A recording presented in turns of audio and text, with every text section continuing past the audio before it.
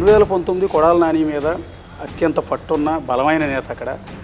ఆయన మీద బరిలోకి దింపాలన్న ఆలోచన చంద్రబాబు గారితో మీ ఓన్ ఇంట్రెస్ట్ అయింది. అంటే చివరి నిమిషం దాకా ఇస్తాం ఇస్తాం ఇస్తాం ఇస్తాం అని చెప్పని చివరి నిమిషంలో గురువారు చెప్పడం.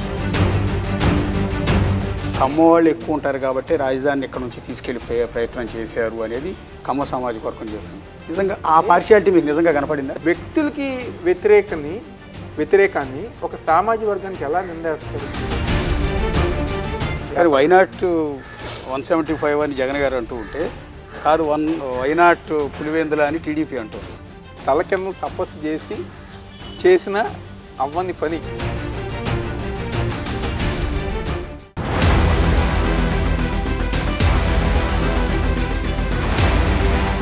విజయవాడ ఈస్ట్ వైసీపీ అభ్యర్థి దేవినేని అవినాష్ ప్రస్తుతం మనకు అందుబాటులో ఉన్నారు.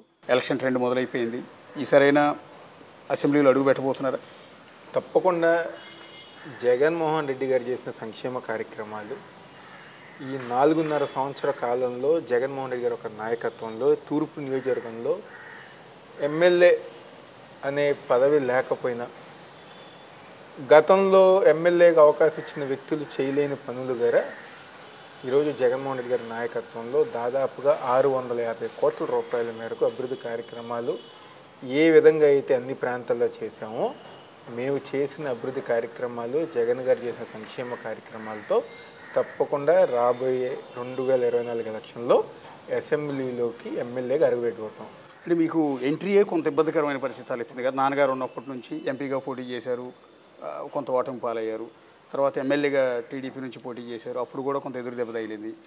సో మూడోసారి అంటే అది ఒక్కొక్కసారి నిజంగా నెహ్రూ గారికి ఉన్న పేరుకి బలానికి లేకపోతే బ్యాక్గ్రౌండ్కి ఎవరి రాజకీయ జీవితమైనా ఒక మంచి ల్యాండింగ్ అనేది ఉండేది. అంటే చాలా స్మూత్ ల్యాండింగ్. కానీ నా విషయంకి వచ్చేసరికి అంటే నెహ్రూ గారు నా అబ్బాయిగా ఇతను రాజకీయాల్లోకి వచ్చి ఏదో ఒకేసారి ఎమ్మెల్యే అయిపోయి అంటే ప్రజలు బాధలు తెలుసుకోకుండా లేకపోతే ఒకేసారి వచ్చే విధంగా కాదు. తిను ప్రజల కష్టాలు తెలుసుకోవాలి. కేవలం గెలిపే కాదు, ఓటమైనా ఎన్ని ఎదురు దెబ్బలు జరిగినా రాజకీయాల్లో నిలబడాలని చెప్పిన ఒక సంకల్పం ఏదైతే నెహ్రూ గారికి ఉందో మరి ఆయన అనుకున్న విధంగానే నా జీవితంలో అలాంటి సందర్భాలు ఎదురైనాయి. 2014లో సమైక్యాంధ్ర ఉద్యమం ఈ రాష్ట్రంలో విద్యార్థి సంఘం ఆధ్వర్యంలో 1,00,000 మందితో ఆ రోజు మీరు గారు విజయవాడ నగరంలోనే ఉన్నారు. 1,00,000 మందితో సమైక్యాంధ్ర ఉద్యమాలు జరిపి పోరాటాలు చేసి ఓడిపోతున్న కాంగ్రెస్ పార్టీ అది ఓడిపోతుందని చెప్పని ఆ రోజు ప్రతి ఒక్కరికి తెలుసు. కానీ నెహ్రూ గారు ఏదైతే కమిట్మెంట్గా నేను ఆపదలో ఉన్నప్పుడు కాంగ్రెస్ పార్టీ నన్ను ఆదుకుంది, కాంగ్రెస్ పార్టీ ఆపదలో ఉన్నప్పుడు నేను గారు కాంగ్రెస్ పార్టీకి అండగా నిలబడాలని చెప్పని ఒక నిర్ణయంతో కమిట్మెంట్తో కేవలం ఆయన పోటీ చేస్తాం కదా, ఆయనతో పాటు నన్ను గారు ఎంపీగా ఆ రోజు నిలబెడతాం జరిగింది. సో ఆ సందర్భంలో ఆ రోజు మేమందరం అన్నాం, మీరందరూ గారు నెహ్రూ గారితో అన్నాం, ఆ రోజు ఇప్పుడున్న పరిస్థితుల్లో కాంగ్రెస్కి ఓటేయరు, కాంగ్రెస్ గెలిచే అవకాశం లేదు, అయినా కూడా ఎందుకంటే ఆయన బలి చేస్తున్నారు మీరు అంటే ఆయన అన్నమాట ఎగ్జాక్ట్లీ అన్నమాట. సేమ్ కమిట్మెంట్ నమ్మిన పార్టీని వదిలిపెట్టమన్నారు. ఎంతో మంది అంటే కాంగ్రెస్ పార్టీయే మా జీవితం అనుకున్న పెద్ద నాయకులు గారు ఈ జిల్లాలో కాంగ్రెస్ పార్టీ ఆపద ఉన్నప్పుడు వదిలేసి వెళ్ళిపోతే ఈరోజు నెహ్రూ గారు ఒక నమ్మకంగా నాయకుడిగా నేను మాటిచ్చాను కాంగ్రెస్ పార్టీకి ఆదుకోవాలని చెప్పిన విధంగా.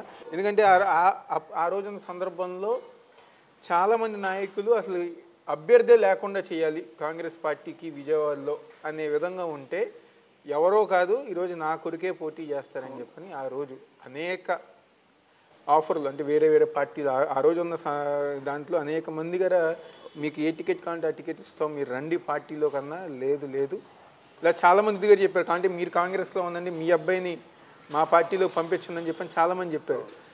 ఇక్కడ ఒకటే గడప ఉంటుంది, ఇద్దరిది ఒకటే గడప ఉంటుంది, కాంగ్రెస్లోనే పోటీ చేస్తామని చెప్పావు. ఓడిపోయిన తర్వాత గారు ఏమీ లేని కాంగ్రెస్ పార్టీని ఆ రోజుల్లో ధర్నాలు కానివ్వండి, ప్రభుత్వ వ్యతిరేక కార్యక్రమాలు కానివ్వండి, అలాంటి ఎన్నో కార్యక్రమాలు గారు యువజన కాంగ్రెస్ రాష్ట్ర అధ్యక్షుడు గారు నేను చేస్తాం. దాని తర్వాత కొన్ని కారణాల వల్ల వైఎస్ఆర్ కాంగ్రెస్ పార్టీలోకి రావాలనుకున్న మాటలు అన్నీ గారు జరిగిన తర్వాత కొంతమంది వల్ల ఆ రోజున్న కొంతమంది వల్ల ఇబ్బంది ఎదురైతే ఆ క్రమంలో తెలుగుదేశం పార్టీలో జాయిన్ అవటం. జాయిన్ అయిన 6 నెలలకే నెహ్రూ గారు చనిపోయారు. ఎందుకంటే జీవితంలో అది పెద్ద ఎదురు దెబ్బ. 27 ఏళ్ళ వయసులో నా బలం అనుకున్న నెహ్రూ గారు చనిపోయిన తర్వాత నేను ఏ రోజు అంటే ఊరుకోలే. నాకెందుకులే రాజకీయాలు, నెహ్రూ గారు లేరు కదా, ఇంకా నాకెందుకులే అని చెప్పి నేను ఏ రోజు గారు తప్పుకోలే.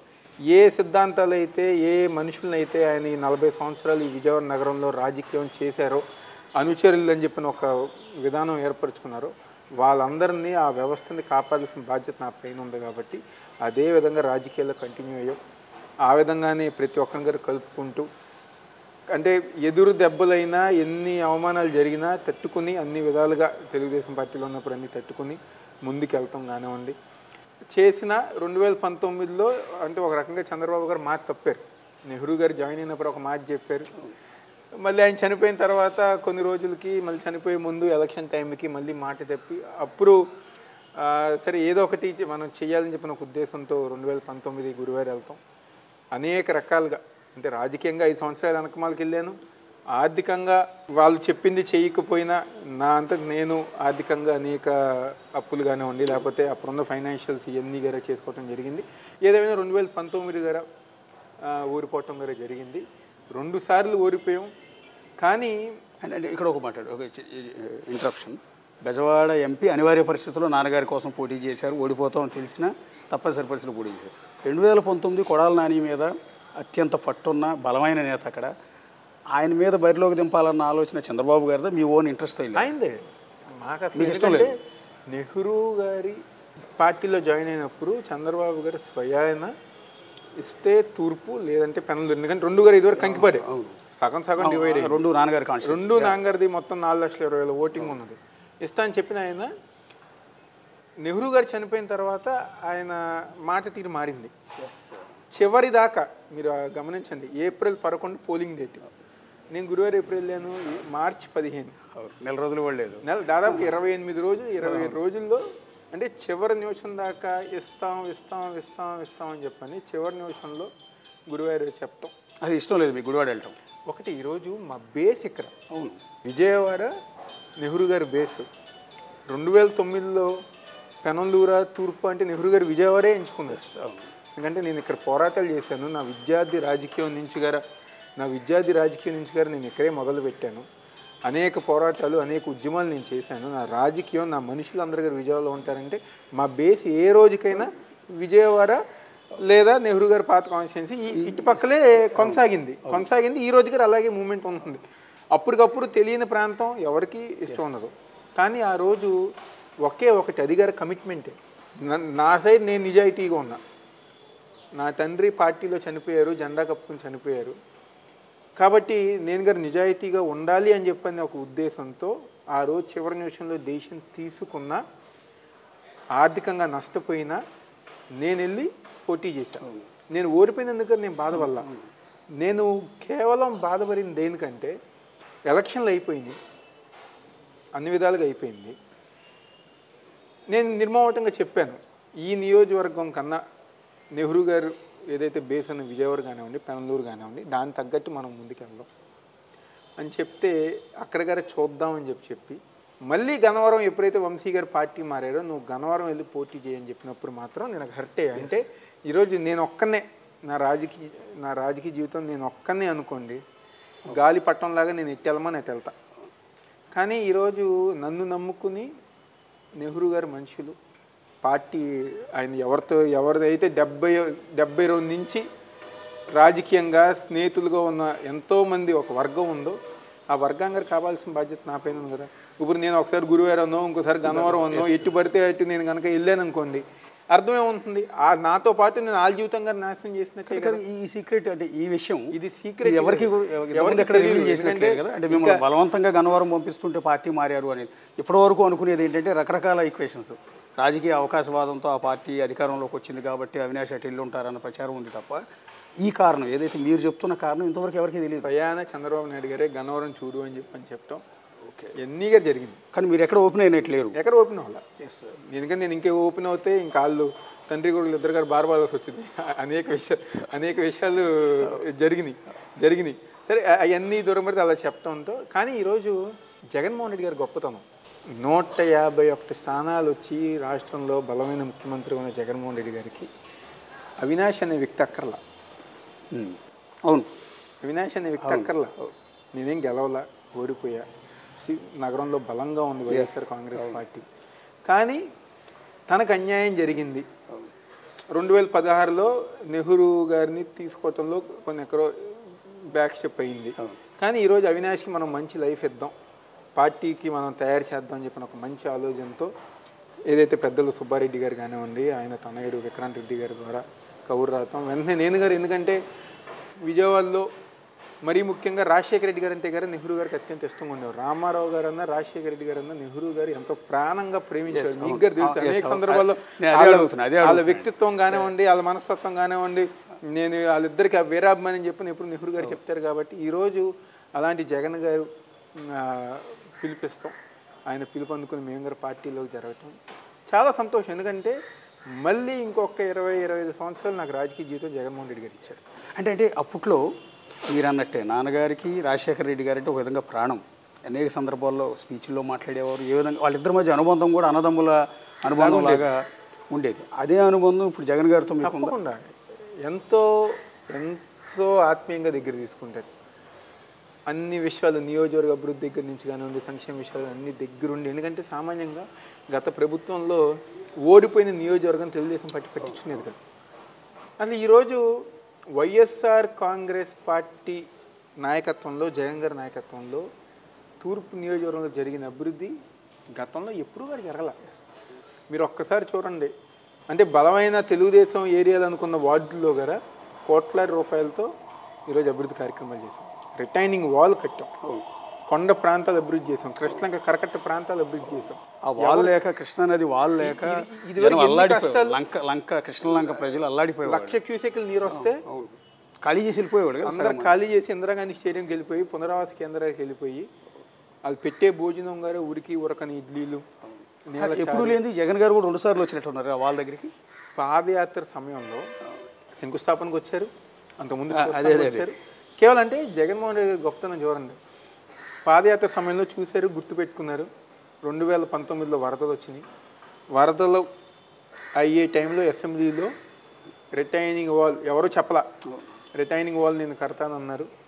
మార్చి 31న 2021 శంకుస్థాపన చేశారు. జనవరి 22కో ఫిబ్రవరి 22 అంటే నెక్స్ట్ సంవత్సరం వరదలు వచ్చేసరికి గోర్ కంప్లీట్ అయిపోయింది. అవును, అంటే అంత త్వరగా ప్రజానికం ఈరోజు 10 లక్షల క్యూసెక్లు నీరు వచ్చినా గుండె మీద చెయ్యేసుకుని ప్రశాంతంగా నిద్రపోయే విధంగా ఈరోజు జగన్మోహన్ రెడ్డి గారు చేశారు. అది కనపడుతుంది, అది ప్రత్యక్షంగా అది జగన్మోహన్ రెడ్డి గారి గొప్పతనం. దాదాపుగా లక్ష మంది ఆ చివరి నుంచి ఆ చివరి దాకా ఈరోజు ప్రశాంతంగా ఉన్నారంటే దానికి కారణం ముఖ్యమంత్రి జగన్మోహన్ రెడ్డి గారు. కానీ జగన్ గారి మీద ఉన్న ఒక విమర్శ, పర్టికులర్గా కమ్మ సామాజిక వర్గం నేతలు చేస్తున్న ఆరోపణ, కమ్మ సామాజిక వర్గాన్ని అసలు దగ్గరికి కూడా రానియరు, కమ్మ సామాజిక వర్గం అంటే ఆయనకి పడదు, కమ్మ వాళ్ళు ఎక్కువ ఉంటారు కాబట్టి రాజధానిని ఇక్కడ నుంచి తీసుకెళ్ళిపోయే ప్రయత్నం చేశారు అనేది కమ్మ సామాజిక వర్గం చేస్తుంది. నిజంగా ఆ పార్షియాలిటీ మీకు నిజంగా కనపడిందా? ఏదైతే ఈ నినాదం ఉందే కమ్మరికి వ్యతిరేకం, జగన్మోహన్ రెడ్డి గారి వ్యతిరేకం అని చెప్పని, ఈ నినాదం తీసుకొచ్చిందే తెలుగుదేశం పార్టీ వాళ్ళ సర్వే కోసమే. అది మీరు జగన్ గారితో అంత క్లోజ్గా ఉన్నారు కాబట్టి మీరు కేవలం తెలుగుదేశం పార్టీ సర్వే కోసమే. ఇప్పుడు ఎందుకంటే ఆ నినాదం లేకపోతే తెలుగుదేశం పార్టీకి ఎవరున్నారు? వాళ్ళు కొమ్ము కాసే వాళ్ళు ఎవరున్నారు?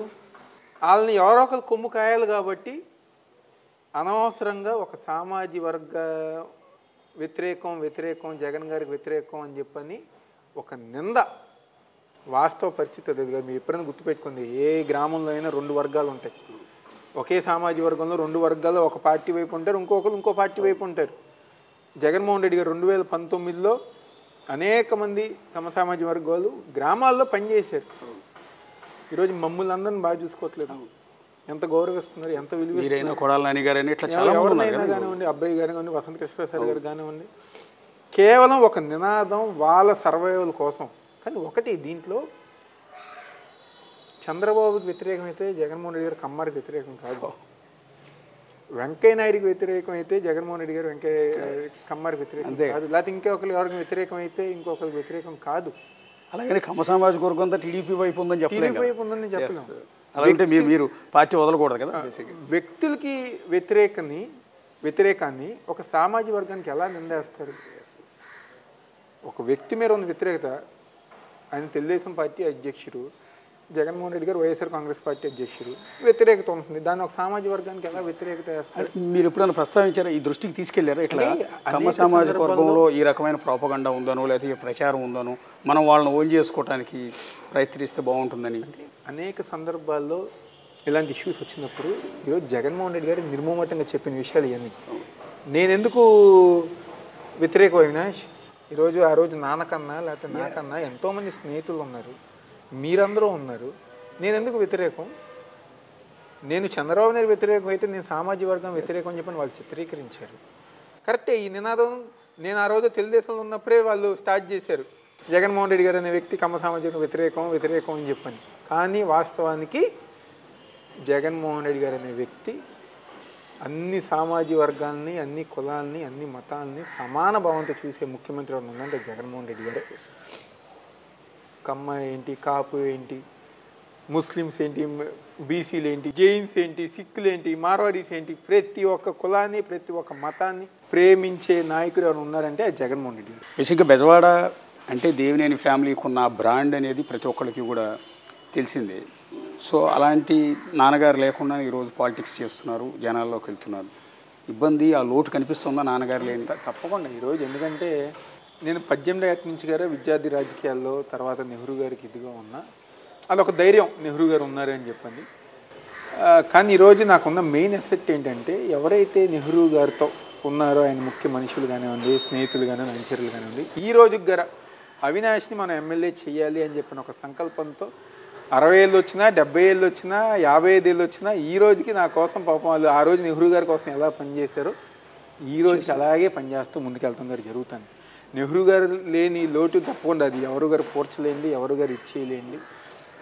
ఆయన మనస్తత్వం గారా నేను చదువు నుంచి వచ్చిన తర్వాత ఆయన నన్ను అడిగారు ఆప్షన్, రాజకీయాల వ్యాపారాలు అని చెప్పండి.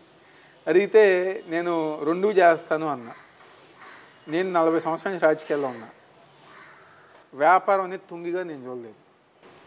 నువ్వు రాజకీయాల్లోకి రావాలనుకుంటే ప్రజల మధ్య, జనం మధ్య వాళ్ళ కష్టాలు తెలుసుకుని ఎన్ని ఇబ్బందులు వచ్చినా నీ కంఫర్ట్ జోన్ అనేది పక్కన పెట్టి నువ్వు రాజకీయాల్లోనే ఉండాలి. వ్యాపారం చేయాలి అనుకుంటే రాజకీయం వైపు తుంగిగారు చూడమాకని చెప్పారు. ఆ రోజు రాజకీయం అనేది నేను ఎంచుకున్నాను. ఈరోజు నెహ్రూ గారు చనిపోయినా 2 సార్లు నేను ఓడిపోయినా నేను ఏ రోజు గారా నాకెందుకులే రాజకీయాలు అని చెప్పి నేను వెళ్ళి వ్యాపారాలు నేను చూసుకోవాలి.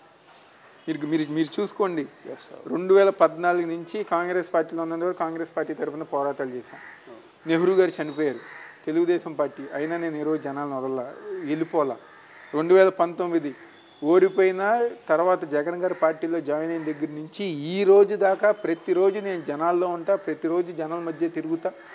ఏదైతే నెహ్రూ గారు చెప్పారో ఒక ఇదనేది ఉండాలి, ఒక సిన్సియారిటీ జనాల మీద చూపించాలి, నువ్వు ఉండాలి సీరియస్గా అని చెప్పారో దానికి అనుగుణంగా కొన్ని సంవత్సరాలు నేను పోరాటం చేస్తానని ఉన్నాను.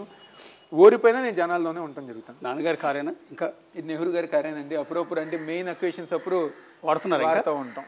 నాన్నగారి సీట్లో కూర్చుని నాన్నగారి సీట్లో జనాల్లోకి వెళ్తారు. నెహ్రూ గారి సీట్లోనే కూర్చుని అంటే మెయిన్ అకేషన్స్ అంటే ఇప్పుడు ఒక పాదయాత్ర మొదలు పెడుతున్నాను, ఆ స్టార్టింగ్ డే నెహ్రూ గారి కారు వేసుకెళ్ళి మీరు అలా వెళ్ళినప్పుడు తప్పకుండా కాన్స్టిట్యున్సీలో ప్రజలు లేకపోతే ఆయన అభిమానులు నెహ్రూ గారు వచ్చారు అన్నట్టు ఫీల్ అవుతూ ఉంటారు. అనేక సందర్భాల్లో మా సీనియర్ లీడర్స్ చాలామంది ఉంటారు. నేను ఆ కారు వేసుకుని వచ్చాను అనుకోండి, గబుక్కులు లెగిసిపోతారు. ఇదేదో నెహ్రూ గారు వచ్చారేమో అని చెప్పని ఒక్కసారిగా వాళ్ళకి ఆ థాట్ ఉండదు కదా, కారు చూడగానే నెహ్రూ గారు వచ్చారని చెప్పి గబుక్కులు లెగిసిపోతారు. వాళ్ళు చెప్తారు, బాబు నాన్నగారు వచ్చారేమో అనుకున్నాం, తర్వాత నువ్వు వచ్చావని చెప్పని. వాళ్ళు కారు దేవినేని నెహ్రూ గారికి ప్రాణం బాగా. ఆ సీట్లో కూర్చున్నప్పుడు నాన్నగారు గుర్తొస్తారా? నాన్నగారు పక్కనే కూర్చున్న ఫీలింగ్ ఉంటుందా? అంటే ఆ సీట్ అన్నం ఆయనకే దక్కుతుంది, ఇంకా ఎవరు కూర్చున్నా. ఇదే వెహికల్లో 40 ఏళ్ళు వాడినట్టున్నారండి ఆయన. ఎమ్మెల్యే 82 నుంచి ఫస్ట్ ఎమ్మెల్యే దగ్గర నుంచి ఇదే కార్ నెంబరు. అంటే అంబాసిడర్ కారు సాగిపోయినా ఇంజన్ మార్చారు, బాడీ అదే మెయింటైన్ చేశారు. ఆయన ఉన్నప్పుడు ఉన్న ఇల్లు అండి, ఇది కొత్తగా కట్టినట్టున్నారు ఇది కొత్త ఇల్లు. ఆయన ఉన్నప్పుడు ఇల్లు పక్కన ఇల్లు ఉందండి, ఇంకా అలాగే ఉంది, గుర్తుగా ఉంచాము. ఓకే. ఆయన బెడ్రూమ్ అలాగే ఉంటుంది, అన్నీ అలాగే ఉండి అలాగే మెయింటైన్ చేస్తాం. ఇది ఏదన్నా నెహ్రూ గారు పేరు ఉందే, మీ అందరికీ తెలుసు నెహ్రూ గారు దొడ్డు అని చెప్పని. అవును, అదే విధంగా మెయింటైన్ అవుతాం జరుగుతుంది. అంటే ఇప్పుడు మీరు ఎన్నికల్లో అండి, సరే ఇన్ని ఎదురు దెబ్బల తర్వాత మళ్ళీ బరిలోకి దిగిపోతున్నారు ఈసారి విజయవాడ ఈస్ట్ నుంచి. అక్కడ ఒక బలమైన క్యాండిడేట్ ఉన్నారు, ఆల్రెడీ 2 సార్లు గెలిచిన వ్యక్తి. రెండోది వచ్చేసి ఈ బెజవాడలో ఇప్పుడున్న పరిస్థితుల్లో మీరు పోటీ చేయటం అనేది పెద్ద సాహసం కదా, ఎందుకంటే రాజధాని ఎఫెక్ట్ చాలా ఎక్కువగా ఉంది. రాజధానిని ఇక్కడ నుంచి తీసుకెళ్ళిపోయారన్న ఆరోపణలు కూడా ఉన్న నేపథ్యంలో మీరు ప్రజల్లోకి వెళ్తున్నారు. అంటే ఇవన్నీ ఎట్లా ఫుల్ఫిల్ చేసుకోగలుగుతారు? విషయం అండి, అమరావతి రాజధాని అనే చట్టం ద్వారా విజయవాడని చంపేశారు చంద్రబాబు నాయుడు గారు. అంటే ఇదివరకు మీకు గుర్తే ఉంటుంది, రియల్ ఎస్టేట్ అంటే ఇదివరకు గన్నవరం వైపు, ఎన్కేపాడు, తర్వాత రామరపాడు అపార్ట్మెంట్లు, ఇటు పక్క నుంచి అటు పక్క దాకా మన వెంచర్స్ కానివ్వండి, రియల్ ఎస్టేట్ ఎన్ని లేఅవుట్స్ కానివ్వండి, ఇటు పక్క మన కంకిపాడు వైపు, పెనంలూరు వైపు. గడిచిన తెలుగుదేశం ప్రభుత్వంలో 5 సంవత్సరాల్లో విజయవాడ నగరంలో కానివ్వండి, నగరం చుట్టుపక్కల కానివ్వండి, అపార్ట్మెంట్ కొనేవాడు అమ్మేవాడు ఎవరు లేదు. కొనాలనుకునేవారు అమ్మేవారు అమరావతి అని చెప్పి నిలిపారు. కానీ వేలాది మంది ఎవరైతే కన్స్ట్రక్షన్ బిజినెస్లో పాప అపార్ట్మెంట్లు ఉంటే ఖాళీగా ఉన్నాయి. అంటే నాన్నగారు ఒక మాట అనేవారు, బాగా గుర్తు, మీడియా వాళ్ళందరూ వచ్చినప్పుడు, మీరు బేసిక్గా అందరూ హైదరాబాద్లో ఉంటారు కదా, మీరు ఒక్క బెజవాడలో గుండదల్లో మాత్రం ఉంటారు ఎందుకని అడిగితే ఆయన ఏమంటారంటే, మీ అందరికీ క్యాపిటల్ హైదరాబాద్ ఏమో, నా క్యాపిటల్ బెజవాడ అనే అందరికీ. ఆ విధంగా విజయవాడ ఒక వాతావరణాన్ని సగం చంపేశారు గతంలో చంద్రబాబు నాయుడు గారు. ఇదంతా గ్రీన్ జోన్ చేశారు, మీకు గుర్తుంది, పెనలూరు మన యనమకుదురు నుంచి బందర్ దాకా గ్రీన్ జోన్. కట్టాలంటే పర్మిషన్లు, కట్టకూడదు గైడ్ లైన్స్ పెట్టారు. ఎందుకు పెట్టారు? అమరావతి కోసం. ఫస్ట్ నూజివీడు అన్నారు, పాపం చిన్న చిన్న వ్యాపారస్తులు అందరూ నూజివీడు వెళ్ళి స్థలాలు కొనేసుకుంటే అది మార్చి అట్ట అన్నారు, ఆత్మహత్యలు చేసుకున్నారు. రియల్ ఎస్టేట్ ఆత్మహత్యలు చేస్తున్నారు. రామర్పాడులో ఒక రియల్ ఎస్టేట్ వ్యాపారి ఆత్మహత్య చేసుకున్నారు. ఎందుకు? నూజివీడులో 10 లక్షలు 60-70 లక్షలు పెట్టుకుంటే ఇప్పుడు 5 లక్షల గారు కొనేవాళ్ళు లేరు, అప్పులు పాలైపోయి చెప్పి ఆత్మహత్య చేస్తున్నారు. అన్ని కార్యక్రమాలు చేయండి. కానీ ఈరోజు ఎప్పుడైతే విక్రేంద్ర మూరిక రాజధానులు అన్నారో, మేము ఒకటే చెప్తున్నాం, అమరావతి గారు రాజధాని కాదని ఎవరన్నారు? రాష్ట్రంలో 3 క్యాపిటల్, అమరావతి గారు ఒక క్యాపిటల్. కానీ ఎప్పుడైతే అది అనౌన్స్ అయిందో విజయవాడ చుట్టుపక్కల వ్యాపారం పెరిగింది, అమ్మకాలు జరుగుతున్నాయి, కన్స్ట్రక్షన్ జరుగుతుంది, లేఅవుట్స్ వ్యాపారం జరుగుతుంది. ఇవన్నీ గారా ఇప్పుడు జరుగుతుంది. గత 5 సంవత్సరాలకి ఇప్పటికి చాలా డిఫరెన్స్ ఉంది. కానీ వైనాట్ 175 అని జగన్ గారు అంటూ ఉంటే, కాదు వైనాట్ పులివెందుల అని టీడీపీ అంటుంది. మేమే 175 గెలుస్తాము, ప్రభుత్వం వ్యతిరేకత ఉంది, ఆ వ్యతిరేకత వల్ల ఈసారి గవర్నమెంట్ మేమే ఫామ్ చేస్తున్నామని చంద్రబాబు నాయుడు, లోకేష్ పదే చేస్తున్న కామెంట్స్ మీకు వాటిని యాక్సెప్ట్ చేస్తారా? అంటే 151 స్థానాలు వచ్చిన జగన్మోహన్ రెడ్డి గారు 175 అన్నారంటే, అరే చూస్తానికి అర్థం నిజంగా 150 వచ్చింది కదా, 175 రావచ్చు అని చెప్పండి. 23 స్థానాలు వచ్చిన వాళ్ళు 175 స్థానాలు ఎలా వస్తారనేది అది గ్రహించుకోవాలి. అంటే మాట్లాడతాం గారు ఒక అర్థం ఉండాలి. మీరు కరెక్టే కదా, ఇప్పుడు 151 వచ్చిన వాళ్ళకి ఇంకొక 25 స్థానాలు ఫైట్ చేస్తాం పెద్ద, 23 స్థానాలు 25 స్థానాలు ఫైట్ చేస్తాం పెద్ద కష్టం కాదు. ఫైట్ చేస్తే వస్తాయి, రావచ్చు, అవకాశం ఉంది. 23 స్థానాలు వచ్చిన వారికి 175 రావాలంటే తల కింద తపస్సు చేసిన అవ్వని పని.